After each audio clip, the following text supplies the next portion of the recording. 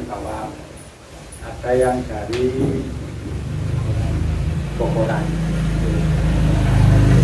Namun pun namun mengatakan sebelumnya saya apa yang akan sampaikan belum karena belum mau.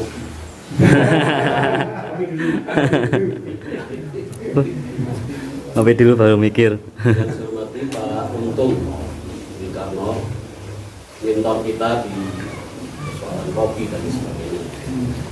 Teman-teman mahasiswa di UMJ, saya petani milenial, masih milenial semuanya. Saya juga masih. Alhamdulillah, kesempatan siang hari ini bisa silaturahim. Semoga satu dan kita bermanfaat untuk kita semua. Yang bisa bermanfaat untung tadi adalah kalau saya juga pikiran petani itu tidak hanya mendapatkan ekonominya itu setahun sekali. Orang pede, orang petani oleh duit setahun sepisan, orang yang hitung tahun bisa. Itu ngopo, hari-harinya itu mau apa nggak ada.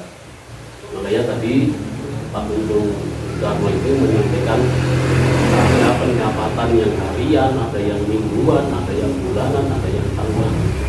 Kalau saya sebut itu integrated farming, pertanian yang terintegrasi, yang hasil dari apa, harian apa, yang mingguan apa, yang bulanan apa, yang tahunan apa. Ini yang harus dikembangkan oleh para petani-petani muda kita. Yang kita jangan kemudian kita hanya apa, memfokuskan pada satu sisi saja, sisi yang lain ditinggal. Karena kalau ingin menjadi petani yang hebat, ya itu yang harus kita lakukan. Tapi harus bersabar dan berilmu. Kalau tidak berilmu, ya praktek kita hanya monoton, itu saja. Tapi kalau berilmu, tapi yang kedua untuk sampaikan tentu kesemangatan, motivasi dan sebagainya untuk petani yang hebat sehingga akan bisa kita. Kenapa kita perlu itu? Karena petani-petani untuk mencari petani yang 45 tahun ke bawah itu saat ini angel kok. Sangat sulit mencari petani-petani yang berusia 45 sampai turun ke bawah, bukan ke atas, ke atas. Nah, kenapa petani-petani muda kita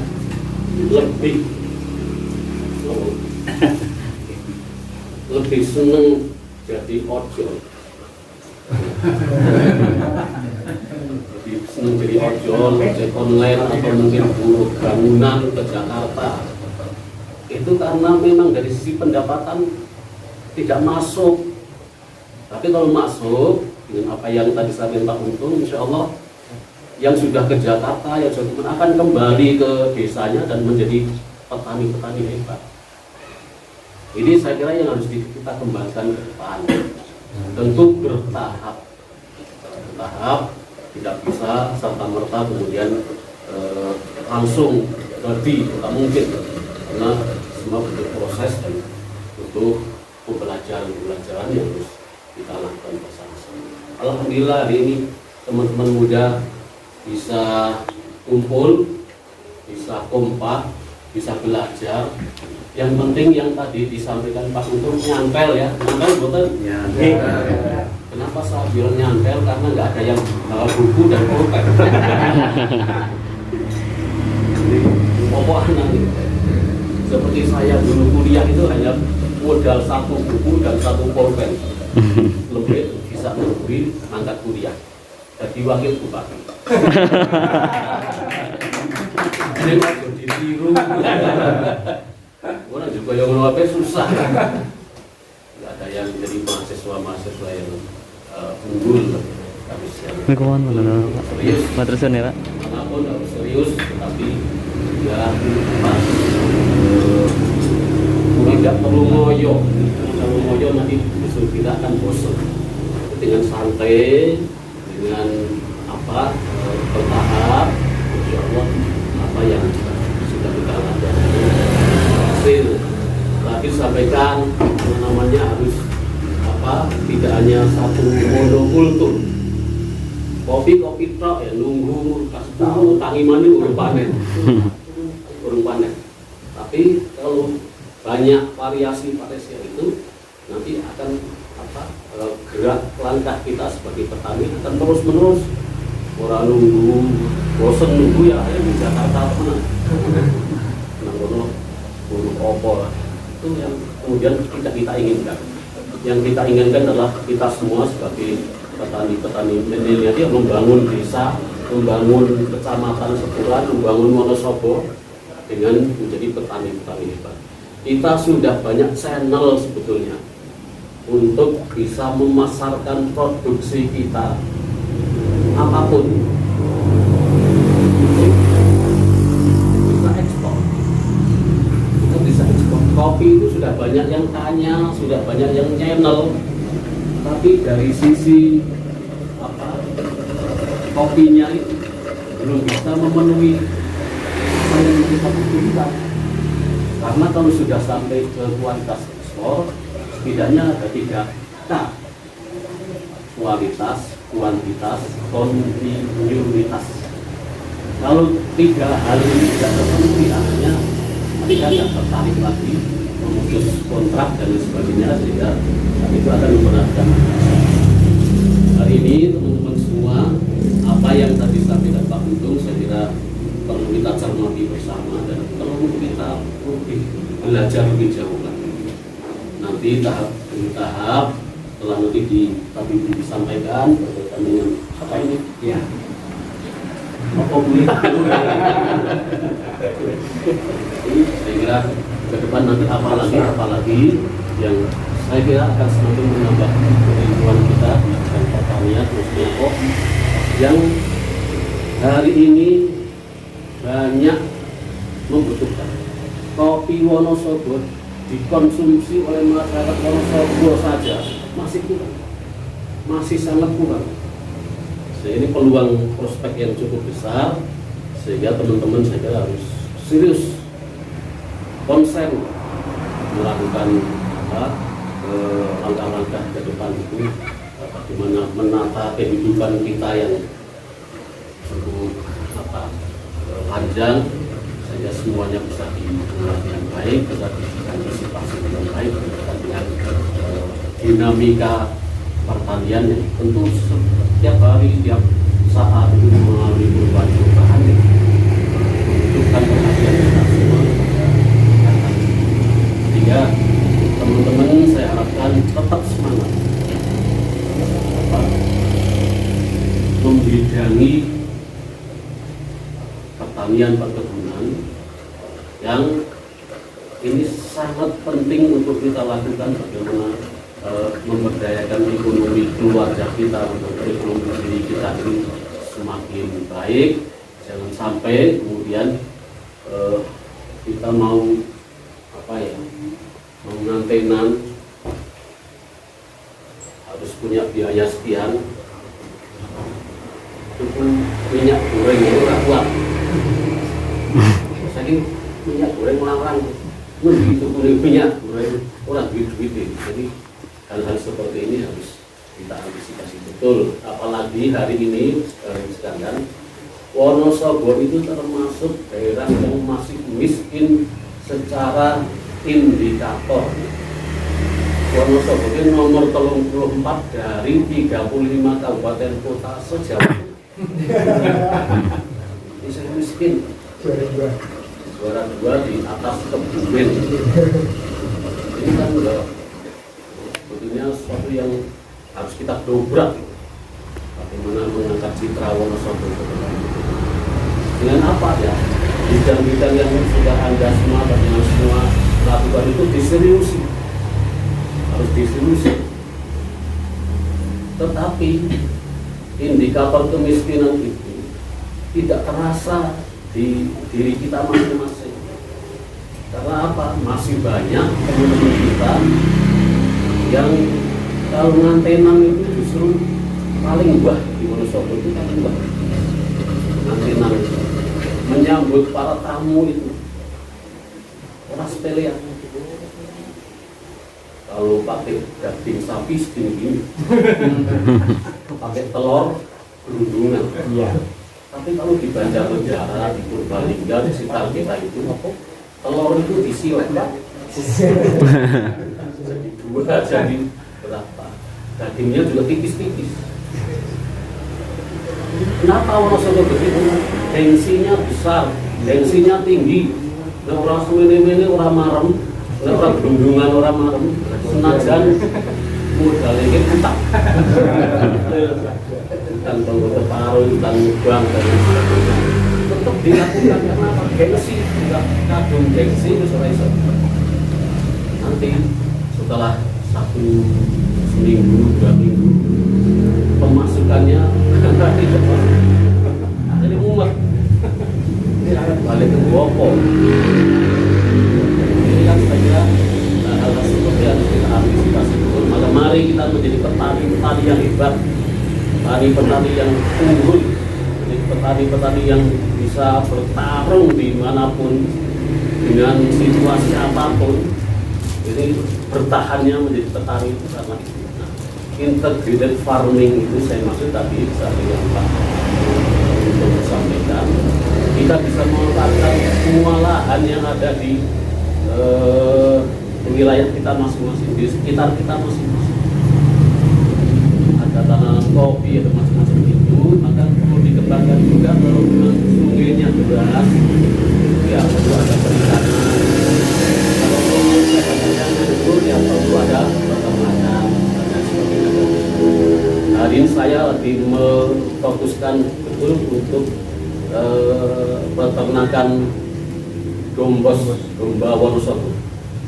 Itu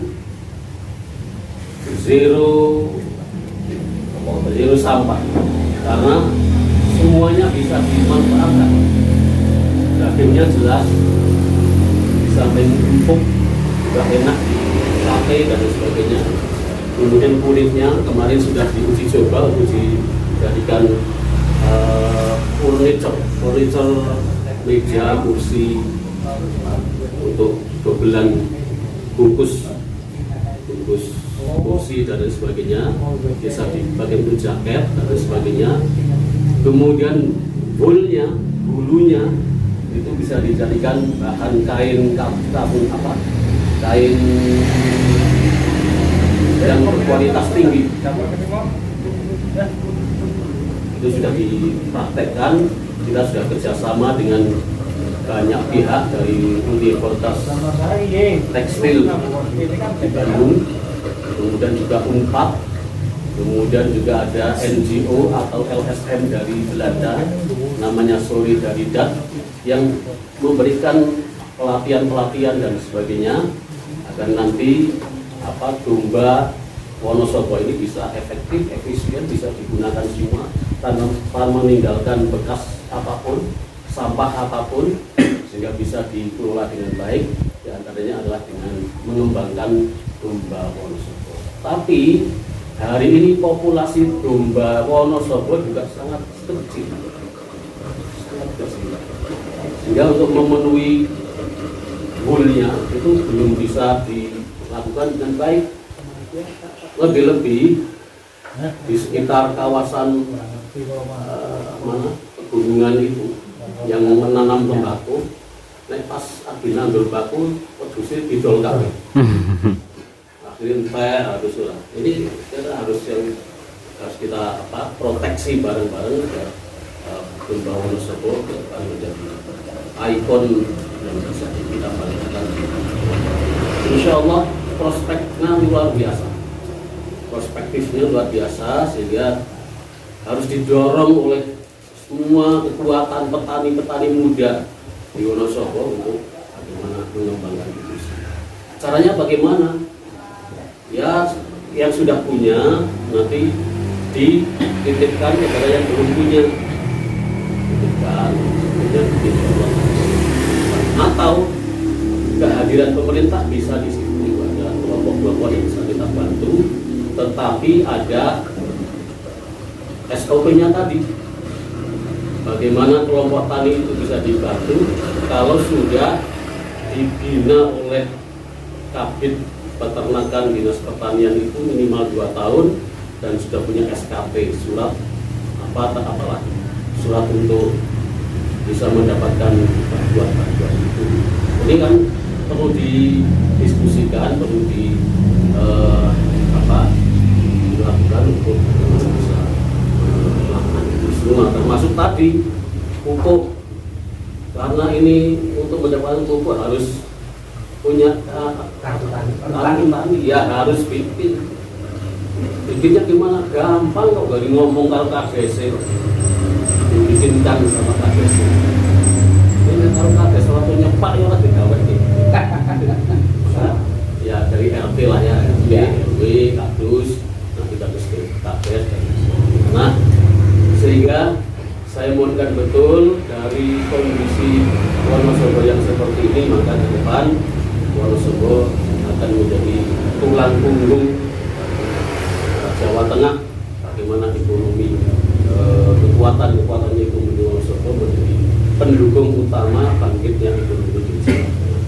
Wonosobo kemarin sudah mendapatkan penghargaan 11 kabupaten kota se-Indonesia yang mendapatkan penghargaan sebagai kabupaten kreatif.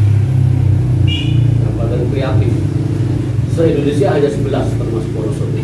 Apa yang bikin Wonosobo kok dapat penghargaan Wonosobo kabupaten kreatif? Ternyata Wonosobo memang orangnya seneng mangan. Jadi yang dipilih paling top itu Wonosobo dari makanannya, yaitu yang pertama karika. Karika itu minuman dari kalau sini gandul, kecil-kecil, dan itu hanya hidup dan berbuah di dataran tinggi Dieng. Di Indonesia tidak ada. Indonesia tidak ada kecuali di Dieng. Kalau di dunia itu hanya di Amerika Selatan, Brazil, Bolivia, Venezuela dan sebagainya. Kalau di Asia itu hanya di India. Yang lain di dunia nggak ada. Maka ini kan menjadi prospek yang saya juga luar biasa. Karika sudah diakui oleh Indonesia menjadi makanan yang bisa mendatangkan penghargaan bagi kota Wonosobo. Yang nomor 2, mie ongklok. Mie ongklok juga termasuk yang sudah dinilai oleh Kementerian Pariwisata, yang termasuk di dalamnya mendapatkan kabupaten kreatif. Kenapa mie ongklok? Karena perlakuannya untuk memasukkan ke mangkok harus diongklok. Kita nyoba ongklok. Sudah. Gimana rasanya? Ongklok sudah? Coba ongklok. Kalau bisa bayar nanti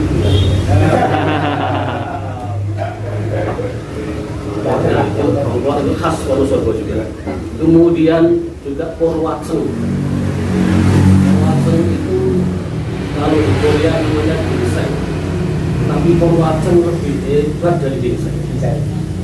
Porwaceng itu porwonya biasa.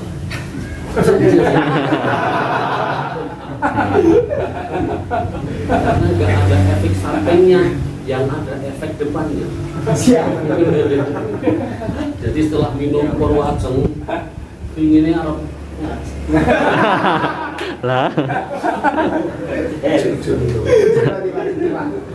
Tiga ini yang kemudian oleh Kementerian Pariwisata dan Ekonomi Kreatif, Mas Menteri Mas Sandiaga Uno, Wonosobo termasuk dikategorikan 11 kabupaten kota yang mendapatkan penghargaan sebagai Wonosobo Kabupaten Kreatif.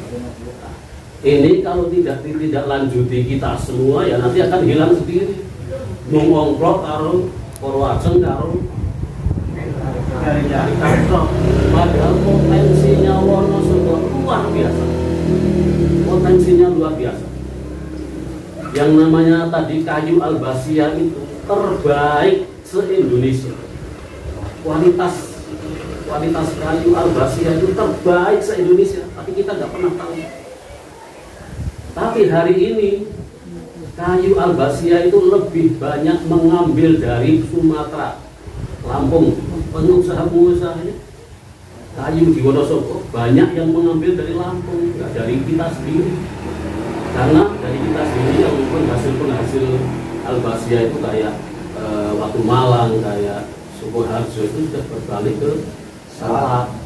Nah, hari ini Salak sudah dibabati lagi, mau ganti apa lagi? Porang hari ini lagi bagus karena apa? Baru bibitnya.